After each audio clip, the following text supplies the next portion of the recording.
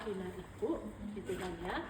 Ya, jadi sesuai dengan yang ada di sini, kita pastikan dulu cek kontraksi, kita pakai sarung tangan panjang. Jadi ini masih satu rangkaian dengan manual plasenta tadi. Misalkan dia tidak bisa berkontraksi, gitu ya. Tetap pasang RL. Ya, untuk apa? Untuk mengganti cairan, membantu keseimbangan cairan.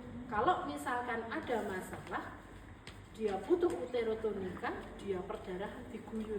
Kalau diguyur, ini kamu pencet di sini, ini itu sehingga sininya suruh gitu dan dia dihabiskan dalam sesegera mungkin, gitu ya. Nah selanjutnya kita KBI. Nah ini gambarannya dari uterus. Seperti ini uterusnya dia di dalam. Setelah dia selesai, ini bagian dari serviks. Gitu kan. Nah, kita akan melakukan kompresi bimanual interna, ya, kompresi bimanual interna. Tangan kanan kita masuk secara obstetrik, berarti kalau secara obstetrik itu seperti ini, gitu ya. Kemudian kalau dia sudah masuk, itu kita merubah posisi tangan obstetrik itu menjadi kepala. Oke? Nah, kemudian bagian tangan kanan kita itu kita taruh di bagian dari fundus, kalau bisa dia mencakup ke korpus itu. Jadi posisi dia ada di dalam, maaf ya Dek ya, turun dulu itu. Jadi ini ya, nanti obstetrik yang tangan kiri kita itu mencapai ke korpus. Korpus itu semua bagian dari fundus. Makanya tadi saya visualisasikan kalau dia itu habis melahirkan kayak apa tuh bentuk dari perutnya. Kan ginjur-ginjur itu tadi gitu kan.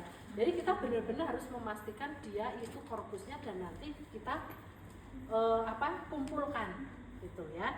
Jadi tangan kiri kita megang perut, kemudian kita ambil supaya dia sampai dengan ke korpusnya itu tadi.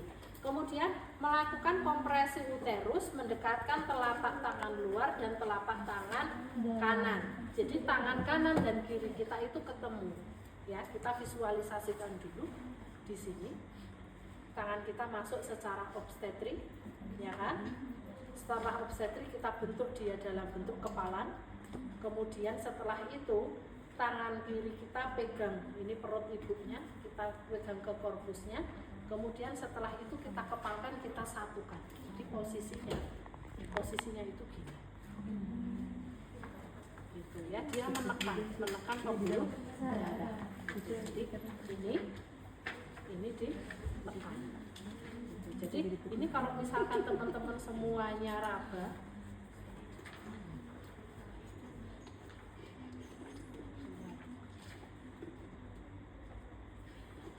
nah ini kan uterus nih, ya kan? Ini uterus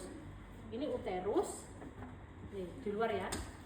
Ini uterus, kalian masuk secara obstetrik, ketemu di sini ubah kepala, ini pegang ke puncak, ke korpusnya, ini ditekan.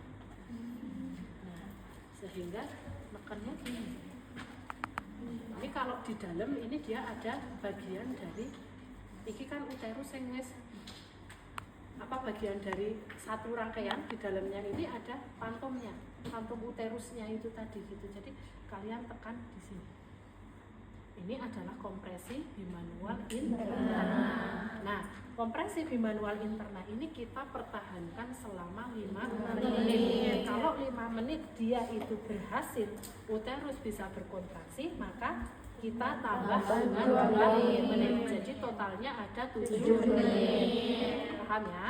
Nah, kemudian kalau misalkan dia belum berkontraksi, itu kita melakukan KBE, kompresi bimanual eksterna. Berarti kalau kompresi bimanual eksterna itu ada di luar perut ibunya. Ya, kalau tadi interna satu ada di dalam, satu ada di luar, harus ditemukan.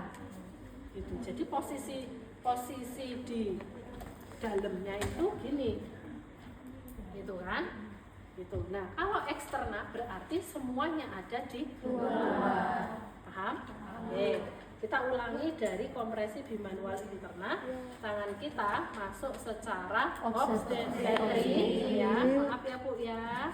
Ibu mohon maaf, ini karena plasenta sudah lahir tapi ternyata uterusnya belum bisa berkontraksi. Kita sudah coba ini uterus itu belum bisa berkontraksi.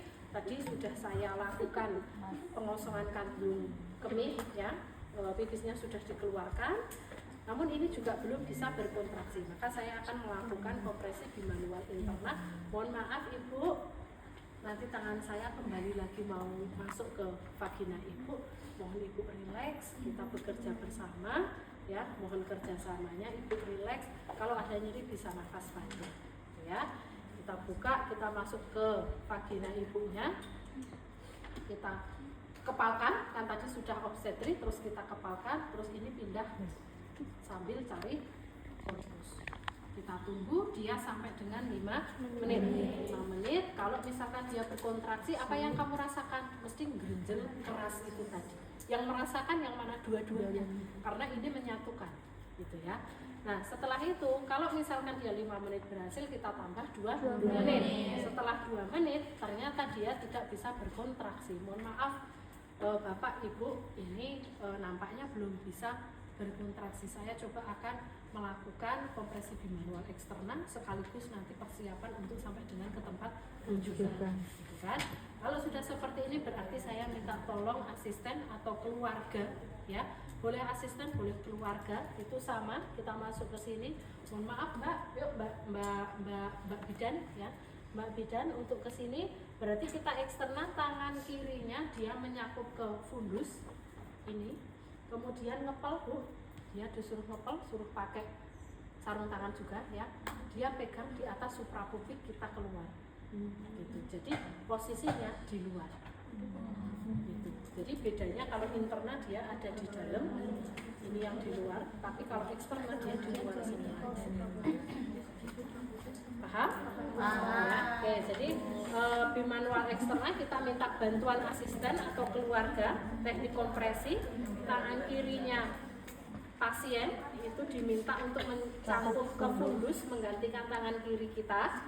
Kemudian ini dia ke korpus, ke suprapubik, ya, daerah suprapubik. Kemudian tangan kita sebagai penolong ini baru keluar. Jadi yang tadinya tangan kita ngepal di dalam, kita keluar dalam bentuk obstetri, masuk obstetri sampai dalam, mengepal keluar obstetri. Ya, jangan sampai lupa masuk keluar itu yang menambah ruptur uteri ruptur perineum ya. Oke, kemudian ini sudah, kemudian ini kompresi bimanual eksternal ya, KBE. Kemudian kalau misalkan besok ya pada saat prosesnya, kalau misalkan ibunya dia tidak hipertensi, maka kita bisa tambahkan dia ergometrin 0,2. Tapi kalau dia hipertensi jangan ya. Kemudian setelah itu dia apabila kita kasih ergometrin itu dia masih kurang, maka kita berikan uterotonika yang lainnya dalam bentuk misoprostol 400 ya, sampai dengan batas maksimal 1000 gitu ya. Kemudian karena ini seperti ini, Bu bidannya itu bisa ngapa-ngapain, tambah tuh oksitosin di sini terus diguyur gitu. Ya, itu adalah kompresi bimanual eksternal ya. Jadi poin nomor 21 kita sudah pasang RL tadi, kita tambah 20 unit oksitosin, berarti berapa ampul? 2 ampul, karena satu ampulnya berisi 10 ya. Jadi 2 ampul ini kita masukkan ke RL gitu ya. Kemudian ini diguyur itu diperes itu tadi ya, segera. Kemudian setelah itu